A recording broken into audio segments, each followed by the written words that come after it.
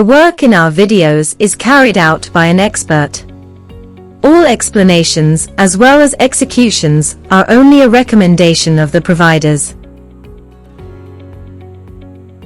In this video, we would like to explain the DSHI1080WD device to you. Please note that the replacement is just an illustration and may vary slightly from your product. Hello. I will explain what needs to be done after unpacking our heat recycling guillotine-type dishwashing machine. This part, which is fixed on the transport pallet, must first be removed. The screw with 3 screws and nuts visible here needs to be removed. These fixing parts are 2, one on the front and 2 on the back. After both of them are removed, the product can be lowered from the pallet.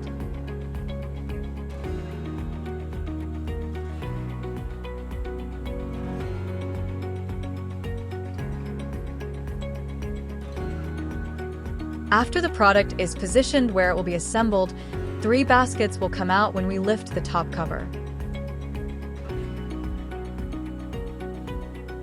The basket you see is for washing materials such as cutlery and knives. This basket can be used for washing large glasses and similar products. This last basket can be used for washing plates.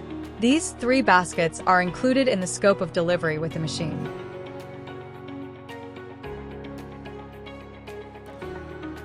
An instruction manual and a water connection hose are included in the delivery. Now I would like to show you how and where the water connection hose should be connected.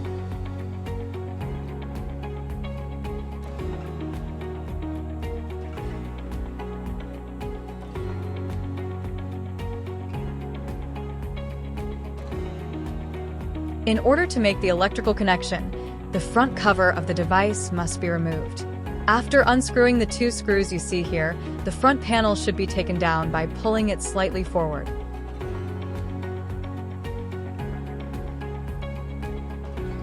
As you can see, there is a plastic cover that protects the electrical equipment. We lift this cover upwards. The internal connections of the rinse aid pump and detergent pump have been made, and the hoses are left outside. All that needs to be done is to drop the hoses into the rinse aid and detergent boxes. Here you can see the electrical connection terminal. The connection cable must be supplied by the authorized installer. Now I would like to show you how this cable should be connected. Here is the entry point of the cable.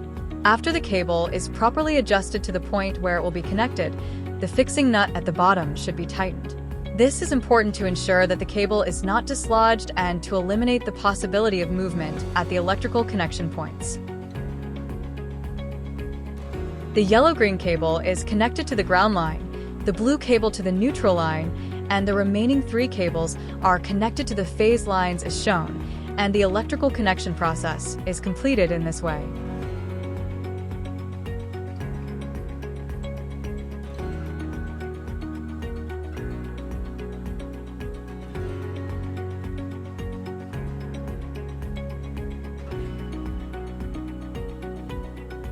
After the electrical connection process is completed, the plastic cover should be covered properly and make sure that there is no loosening or disconnection in the cable connections on the digital panel before replacing the cover.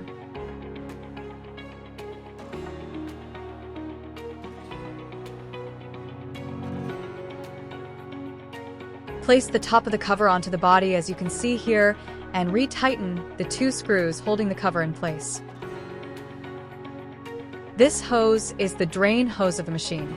As you can see here, after the hose is extended by pulling, it should be connected to the drain line at the point where it is installed. And here you can see the hoses that should go into the rinse aid and detergent dispensers, which hose is for what is written on the parts at the end of the hose. Now I want to tell you about the operation of the dishwasher. There are on-off button, start-stop button, Program 1, Program 2, Program 3, and Drain button on the panel respectively. Tank water temperature and boiler water temperature can be seen from the indicators here. Now, let's start to operate the device. Firstly, after pressing the on-off button, the device is connected to the operation with the water intake process. After pressing the on-off button, The green LED shows that the device is actively running. The yellow LED around the program button shows that the program is selected and active. Washing programs can be set using the program buttons, and the yellow LED around the program button will show that the program is active. P1 short wash, P2 medium-term washing, P3 can be referred to as long wash. The device is currently performing the washing process. The washing process takes approximately 40 seconds, followed by rinsing for 20 seconds and then heat recovery for 60 seconds. The program will be completed in 120 seconds in total. Boiler temperature is designed as 85 degrees Celsius and tank temperature as 55 degrees Celsius. At this moment, the washing process is completed and the rinsing process has started. The lighting of the light here shows us that the rinsing process has started within the washing cycle. This will continue for 20 seconds. At this moment, the rinsing process is finished and the heat recovery process has started. The device collects the vapor inside the chamber you see here. When the washing process is completed, the green LED on the Start-Stop button will flash with a warning and inform you that the washing process is over. When we open the lid in this way, you can see that there is no vapor inside the device anymore. The heat recovery system provided by this vapor collection method will help to achieve an energy saving of approximately 20% by making the boiler heater work less.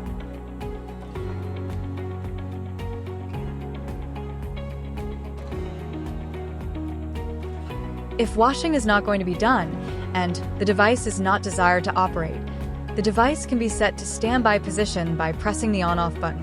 Now I would like to tell you about the draining and cleaning processes to be done in the machine at the end of the day. Firstly, the basket separator and filters you have seen should be removed respectively.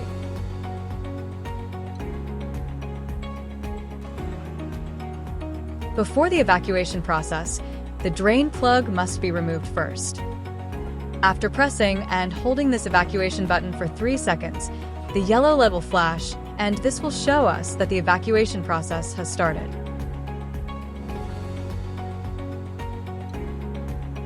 I want to show you how to clean the washing arms. When you turn the nut you have seen in reverse, you will see that the washing arm comes out. Injectors should be disassembled and cleaned in this way.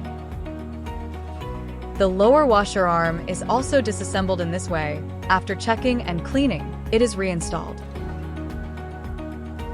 The rinse lever is also reinstalled in this way.